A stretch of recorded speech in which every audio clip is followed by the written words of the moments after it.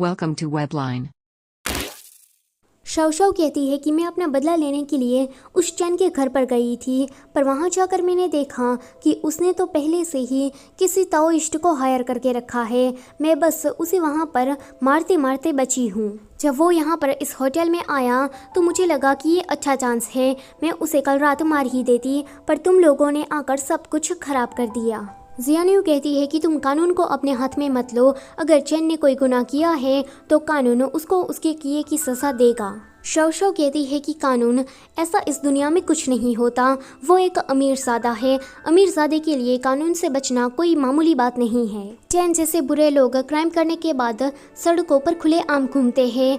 दुनिया की नज़रों में वो लोग हीरो होते हैं, पर कोई नहीं जानता कि वो कितने जालिम होते हैं। जो भी हो, मुझे उस चैन से अपना बदला लेना ही है।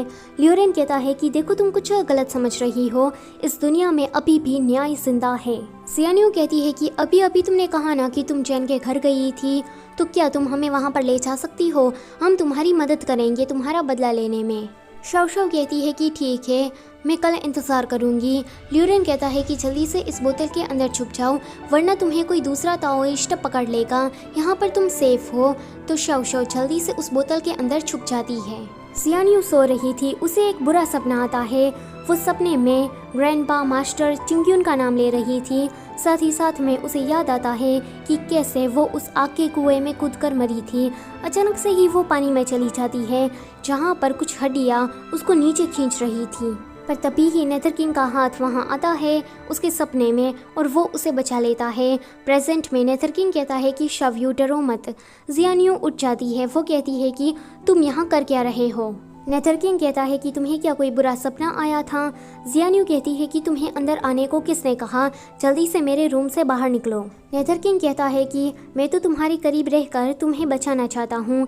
जियान्यू कहती है कि क्या बकवास है, तुम ना मुझसे दूर रहना, आगे से मेरे करीब भी मत आना। आगे ये दोनों ब्रेकफास्ट कर रहे थे। नेथर किंग जियान्यू को देखे जा रहा था, तो जियान्यू से कहती है कि अगर तुम्हें ये चाहिए तो तुम ले सकते हो। नेथर किंग कहता है कि तुम कहना क्या चाहती हो? तो जियान्यू कहती है कि मेरी ज़िंदगी, बड़े दुख की बात है कि मैं मरी नहीं और मैं कोई लालटेन नहीं बनी, मैं तुम्हारे किसी भी काम नहीं आ सकी। नेथर किंग कहता है कि मुझे ये नहीं चाहिए। जियान्यू कहती है कि मुझे पता है कि तुम मेरी ज़िंदगी कभी भी ले सकते हो, जब तुम चाहोगे तब, और मुझे इस बात की कोई परवाह भी नहीं है, क्योंकि मेरी ज़िंदगी में जीने लायक कुछ बचा भी नहीं है। तो नेथर किंग कहता है कि शवयू, अब मैं तुम्हें जिंदा रखना चाहता हूँ। वो जियान्यू का हाथ पकड़ लेता है, तो जियान्यू अपना हाथ छुड़ा कर कहती है कि मैंने तुमसे कितनी बार कहा है कि तुम ऐसा मत करो। तो नेथर किंग कहता है कि ठीक है, अगर तुम्हें पसंद नहीं है तो मैं ये नहीं करूँगा। आगे वो उसके साथ केस के बारे में पूछताछ करने लगता है, तो जियान्यू इस बहाने उससे थोड़ी बात भी कर लेती है। जब ये लोग अपने कमरे में वापस जाते हैं तो ल्यूरेन शवशव को निकालता है।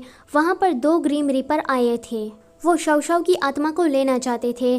जियान्यू कहती है कि शवशव को क्या नेथरकोर्ट ने परमिशन नहीं दी है कि वो अपना बदला ले सके? मरने के बाद 40 दिन तक नेथरकोर्ट आत्मा को पकड़ता नहीं है ना, तो फिर तुम लोग यहाँ कर क्या रहे हो? ग्रीम रीपर कहता है कि राजकुमारी, इसने बहुत ही बड़ा क्राइम किया है, तो प्लीज़ हमें इसे नेथरकोर्ट में ले जाने दीजिए। जियान्यू कहती है कि तुमने मुझे क्या कहा?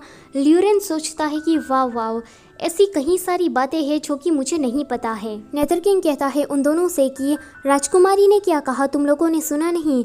वो शवशव की आत्मा से कहता है कि तुम क्या नेथरकोर्ट नहीं गई, तुम्हें क्या पुनर्जन्म नहीं चाहिए? तो शवशव कहती है कि नहीं, मुझे बस अपना बदला लेना है और मुझे कोई पुनर्जन्म नहीं चाहिए। वो दोनों ग्रीम रीपर कहते हैं कि हम नेथरकोर्ट के नियम के खिलाफ नहीं जा सकते, हमें किंग यांग को भी जवाब देना पड़ेगा। आप लोगों को शायद कोई गलतफहमी हो गई होगी, पर सच में ये आत्मा बुरी है। यह सुनकर जियान्यू उस पर कुछ रिचुअल्स करती है एंड कहती है कि जल्दी से हमें सच बताओ कि तुम कब मरी थी। जियान्यू उसे टच करती है उसका पास्ट जानने के लिए, पर इस बार उसे कुछ नहीं दिखाई देता। वो सोचती है कि मैंने टाइटी का ब्लड पिया, इसलिए शायद मेरे साथ ऐसा हो रहा है, पर युवान वो तो ऐसा कर सकता है ना, तो फिर वो ऐसा कर क्यों नहीं रहा? वैसे नेथर किंग की पावर चली गई है, जब से वो फेयरी लोटस जलकर राख हो गया तब से ही वो थोड़ा कमज़ोर पड़ गया है। पर अभी तक ये बात जियानियो को नेथर किंग ने नहीं बताई है। जियानियो को इसके बारे में कुछ भी नहीं पता है। आगे शाओ शाओ अपनी कहानी सुनाती है। वो कहती है कि 2 साल पहले मैं स्कूल में काम खत्म करके घर वापस जा रही थी, पर गाओ लियांग आता है और मुझे जंगल में ले जाता है। उस जंगल में कपल्स अक्सर मिलने के लिए आते रहते थे। उस जंगल में गाओलियान ने मेरा रेप किया। वहाँ पर गार्ड भी आया। गार्ड को लगा कि हम दोनों कपल है, तो वो बिना कुछ बोले वहाँ से सीधा चला गया। जब मैं वापस आई तो मेरी फ्रेंड्स को पता लग गया कि मेरे साथ क्या हुआ है। उन लोगों ने मुझे इनकरेज किया कि मैं पुलिस में रिपोर्ट कर दूँ। मैंने ऐसी करनी भी चाहिए, पर गाओलियान उसने मुझे डराया धमकाया, क्योंकि वो स्कूल के प्रेसिडेंट का बेटा है। उसने मुझे कहा कि अगर मैंने पुलिस में रिपोर्ट की तो वो मेरे साथ बाकी लड़कियों को भी ग्रेजुएट नहीं होने देगा।